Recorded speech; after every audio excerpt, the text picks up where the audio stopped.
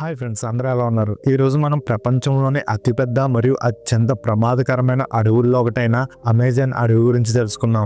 ఎందుకని ఈ అడవి అంత ప్రమాదకరమైంది, ఏ విధంగా ఈ అడవిలోకి వెళ్తే మనం జీవనం సాగించడం అంత కష్టంగా ఉంటుంది అనేది మాట్లాడుకుందాం. అమెజాన్ అడవి ప్రపంచంలోనే అతిపెద్ద గ్రీన్ ల్యాండ్. ఇది దక్షిణ అమెరికాలో 9 దేశాలకు వ్యాపించింది మరియు 5.5 మిలియన్ చతురస్ర కిలోమీటర్ల విస్తీర్ణంలో ఉంది. ఈ అడవిలోని జీవ వైవిధ్యం ప్రపంచంలోనే అత్యంత వైవిధ్యమైనది.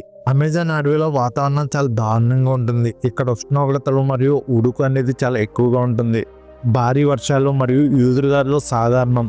ఈ వాతావరణ పరిస్థితులు మానవులకు మరియు జంతువులకు ప్రమాదకరంగా ఉంటాయి.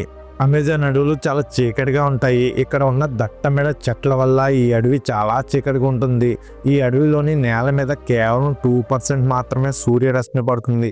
ఇంత దట్టంగా ఉండడం వల్ల ఇక్కడ వర్షం పడగానే నేల మీద చేరడానికి దాదాపు 10 నిమిషాల సమయం పడుతుంది.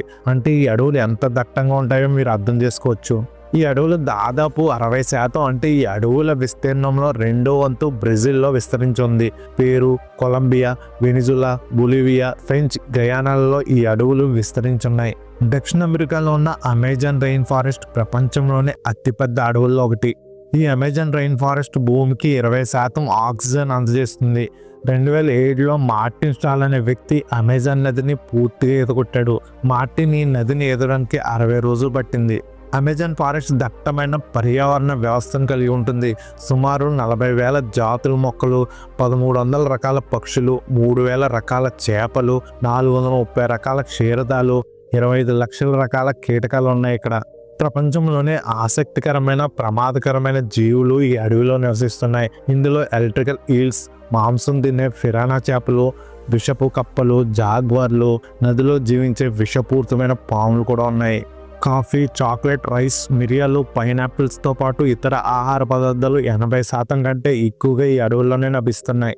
ఇక్కడ దాదాపుగా 500 ఆటవిక జాతులు ఉన్నాయి. వీటిలో దాదాపు 50 జాతులకు ప్రపంచంతో ఎటువంటి సంబంధాలు లేవు. మనుషులను తినేవాళ్ళు కూడా ఇక్కడ ఉన్నారు.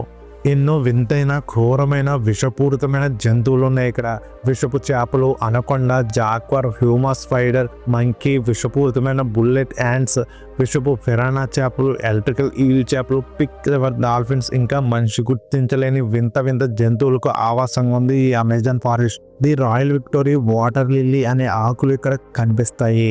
ఇది ప్రపంచంలోనే అతిపెద్ద ఆకు. 3 మీటర్ల వెడల్పుతో ఉండే ఈ ఆకు దాదాపు 40 కేజీల బరువు మోయగలదు. అమెజాన్ ఫారెస్ట్ లో నివసించే తాబేళ్లు కన్నీళ్లు తాగి బతుకుతాయి. ప్రపంచంలో అతి బిగ్గరగా అరిచే టౌకన్ అనే పక్షి ఈ అడవులలో ఉంది. దీని కోత దాదాపు 60 మైళ్ళ దూరం వరకు వినిపిస్తుంది. ఈ దట్టమైన అడవిలోనే ఈకోటస్ అనే మహానగరం కూడా ఉంది. ఇక్కడ సుమారు 4 లక్షల మంది నివసిస్తున్నారట. అమెజాన్ రెయిన్ ఫారెస్ట్ లోని దట్టమైన చెట్ల కారణంగా దాని ఉపరితలంపై ఎప్పుడు చీకటి ఉంటుంది.